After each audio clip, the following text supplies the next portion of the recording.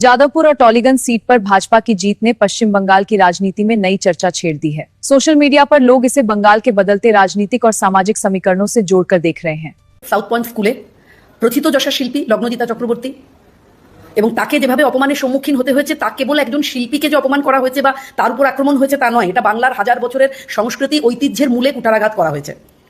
একজন মত্ত দাপুটে লোক সে মঞ্চে উঠে একজন শিল্পীকে বলছেন যে অনেক হয়েছে, এবার সেকুলার গান গা, তুই তুকারি, মারতে উদ্যত হচ্ছে।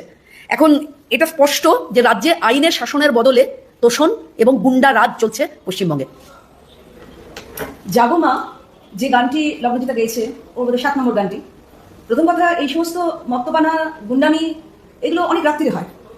ওর শোটা কিন্তু সন্ধ্যেবেলা শুরু হয়েছে 7টায় এবং প্রায় 7:45টার সময় এই যে মূর্তিমান যার নাম কি মেহবুব মল্লিক মেহবুব তিনি আবার নাকি ওই স্কুলের মালিকের এই অবস্থা, শিক্ষা ব্যবস্থা চরম তলানিতে এসে পৌঁছেছে।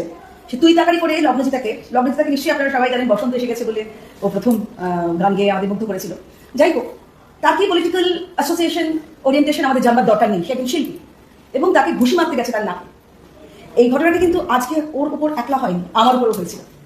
আমার 23 বছর যাত্রা করার অভিজ্ঞতার পরেও আমি যখন কাটমানি নিয়ে একটা কথা বলতে গেছিলাম যে এইভাবেই ওই রকমই একজন মেহবুব এরকম করে আমাকে বাঁ হাতটা এরকম করে অনেক করেছে, নেমে আসে 11 বছর হয়ে গেছে, এবার আস্তে আস্তে কেটে পড়বো। মানে বঙ্কিমচন্দ্রের উপন্যাসের ভিত্তিতে যে গান, তাহলে সেইটা যদি মেহবুব মল্লিকদের চক্ষুশূল হয়, তার মানে তৃণমূল বাংলাকে মৌলবাদীদের দিকে ঠেলে দিচ্ছে, এটা তো স্পষ্ট।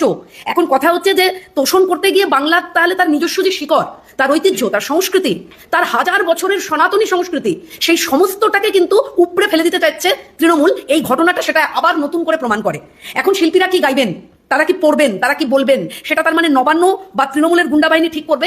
শিল্পী কি বলেছেন? শিল্পী বলেছেন 11 বছরে এই রকম ঘটনার মুখোমুখি হতে হয়নি। তার মানে আমরা এটা বুঝলাম যে 1 দশক ধরে বাংলার সংস্কৃতি তলানিতে এসে ঠেকেছে। আর এপারে চলছে সেকুলারিজম। এই সেকুলারিজম, ধর্মনিরপেক্ষতা, ধর্ম, এই শব্দগুলোর মধ্যে একটা অদ্ভুত একটা আবেগ লাগিয়ে দিয়েছে, যেটা আমাদের বেঁচে থাকার পক্ষে প্রচন্ড অস্বস্তিকর। দুই জায়গাতেই লক্ষ্য গায়ের জোরে শিল্পীর কণ্ঠ রোধ করা এবং শিল্পচর্চার উপর বিশেষ রাজনৈতিক ও ধর্মীয় মতাদর্শ চাপিয়ে দেওয়া। মানে এটা তো এখন স্পষ্ট যে 19শে ডিসেম্বর ছায়ানটে হারমোনিয়াম ভাঙা হয়েছে ওপার বাংলায়, 20শে ডিসেম্বর এপারে লগ্নজিতার উপর মঞ্চে তুই তুকারি মারতে, মানে নাকের কাছে ঘুষি। এটাতে একই, মানে এই ঘটনাটা কোনো আলাদা আলাদা দুটো ঘটনা নয়, পরপর দুটো দিন দুটো বাংলায় একই চিত্র। এখন এটা থেকে আমরা বুঝতে পারি যে सियासत से लेकर सड़क तक ऐसी ही चटपटी और बड़ी खबरों के लिए जुड़े रहिए कोशी वॉइस के साथ। अभी सब्सक्राइब करें और अपडेट्स पाते रहें। फिलहाल मुझे दीजिए इजाजत। धन्यवाद।